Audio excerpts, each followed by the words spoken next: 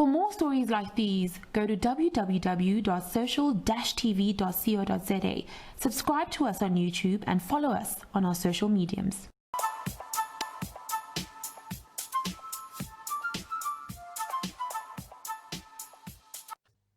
We know in order to build the South African economy, we're going to need big, hairy, audacious, and out-of-the-box solutions. I'm going to have a chat to Nation Build Executive Trustee Keri-Leigh about the hashtag Build Back Better. You're listening to our social newscast with me, Sam Marshall, brought to you by www.social-tv.co.za. Keri, thank you very much for your time. Let's talk about this hashtag Build Back Better. How do we rebuild an economy that's not even on its knees? At the moment, we need to resuscitate it. So the idea of the conference is to have a collection of incredible speakers that can give us some kind of insights on where to begin or where to even start hearing through some of the noise that's out there. Because I think everyone is busy talking about what we need at the moment. And there's nowhere we say you're going to leave the conference and you're going to know exactly what to do to build our economy going forward. I don't think anyone can say that. But we're focusing on three main aspects that we believe are going to be part of the regeneration of our nation and building back better. Firstly, it's looking at self. So we truly believe that we need people who are equipped and are in a place themselves to be able to build back better. And that's why we're looking at sustained trauma, and we're looking at understanding our human mind a little bit more so that we can at least understand where we're coming from and where other people are coming from as we try to take hands and build together. And then we're looking at society. I think we've had an incredible time of increased need, especially throughout the COVID season, where there's a lot more people that are vulnerable at the moment and are needing assistance. The not-for-profit sector is carrying as much as they possibly can at the moment, and government's got initiatives out there. So there's some really great examples of things, collaboration specifically, that have come up throughout the COVID season that we can learn from, and hopefully use some of those examples to have greater impact and support the most vulnerable people in our nation more effectively going forward. And then lastly, the kicker is our economy.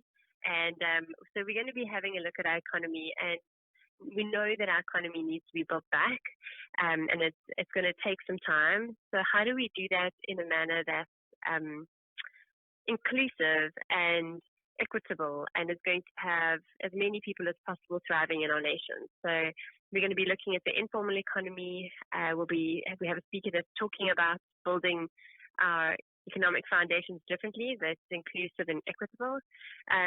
We also have entrepreneurs speaking. We look at the green economy, sustainability, a beautiful sustainability story from KZN, where green economy meets social sustainability throughout COVID. And then we end with Daniel Silky, our political economist and futurist, who is just giving us some really great insights into where our nation's at, what we can expect for the next couple of years. So, yeah, really looking at those three aspects, and we believe if we can focus on those three things, obviously there's a lot in each of them, we can start engaging and being the regeneration, old and young. So it doesn't matter what age you are, you can be part of building back better. Now, you are bringing together, Keri, business leaders, social innovation experts, impact investment thinkers, and then you're asking them, which I think is a tough ask, you're asking them to creatively look at solutions. These groupings of individuals come from very different backgrounds. And we know that the ability to find creative solutions does not necessarily lie within the space of some of these groupings.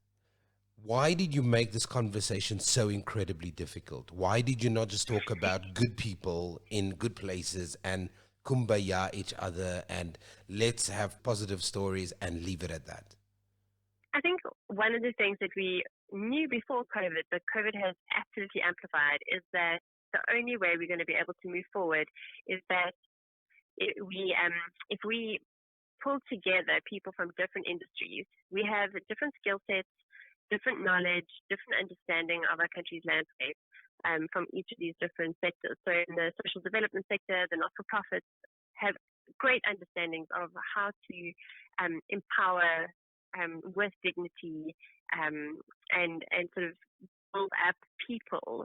Then we have businesses who are incredible at looking at efficiency and systems and processes and how to streamline things.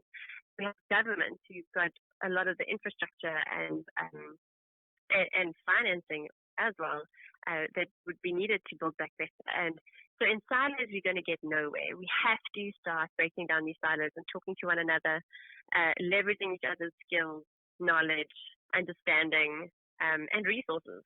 And only with that are we going to be able to tackle the magnitude of the need in our nation, especially post-COVID. I'm going to allow you to wrap me over the knuckles because I'm going to ask a question. I want to know, is this for naught? If government is not involved, if the president is not listening, is this just not a conversation for the sake of having a conversation? I don't think so. So, look, the business sector and the not-for-profit sector, there's already a silo between the two of them quite often. So when these two sectors come together and utilize their skill sets together, really incredible things happen. But we've actually seen some amazing things with the government joining in during COVID. As Nation Builder and as a community at Nation Builder, we actually work quite closely with the Department of Social Development. So the government is listening. It is a much bigger ship than the not-for-profits and the businesses. And so therefore it sometimes takes a little bit longer for things to move forward. But government really is an integral role player, and they know that. And I think if we can work with government in a manner where we're truly coming to support, you can actually go a long way. So we've seen, even pre-COVID, we've seen some incredible collaborations that have almost been sort of R&D, if you want to call it, where they've tried new solutions and ways of doing things. And then they've taken it to normally their local governments. And if local government sees the value in it, they partner and it actually goes to scale really quickly. So we often see government as the ones that will scale, but the development sector and the business sector are the place where a lot of sort of research and development takes place, where we figure out which models work, and then we can try and get the ones that are working to be amplified by partnering with government. Keri, the opening statement of your presser, which really kind of sums it up for me. You say business, civil society, and government will have to work together to rebuild an inclusive and prosperous society and economy, right? After the massive damage, right? But here's my other problem. We also saw during this period what theft, looting, and fraud can do to a well-intentioned program. This economy will not kickstart if the old methodology and modus operandi is still in practice of enriching those that are politically connected, patronage systems that are working in overtime, and we've seen the corruption go up to the highest level. Is corruption and the focus of looting and stealing going to be weaved into this conversation? Because an economy can't survive if everybody is stealing.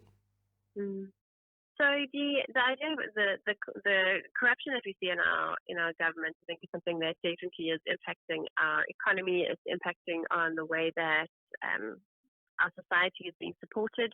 So we saw some of that with the distribution of food parcels and the different relief exercises that were put in place, COVID lockdown or level 5 lockdown. And it is a massive problem. And I think we all know that it's a massive problem. Our president definitely speaks about it and identifies it as a problem too. And so I think that is something that it would be amazing if we could sort out. And however, it's in so many places within government. I think it's going to be the government needs to decide that they're going to take a stand and actually start clearing it out, which we have heard our president saying, and hopefully some of those actions will be able to weed out some of the corrupt sort of ways that or means that people are able to benefit from where they shouldn't. I think as civil society and business, it's important for us to focus on the fact that we are beyond reproach, and that there's definitely corruption even happening within the social development sector, and there's corruption happening in the business sector. I think our country has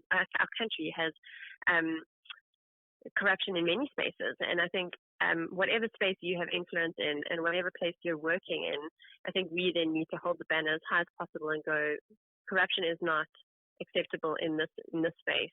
We need to make sure that we are, if we're in the not-for-profit sector, calling out not-for-profits that are like abiding by corrupt practices, because there are those out there. Or if we're in business, same, call out the people that are doing things in a corrupt manner, or window dressing, or whatever it is. And the same with government. So I think whatever sphere of influence you have, you can then take a stand against corruption.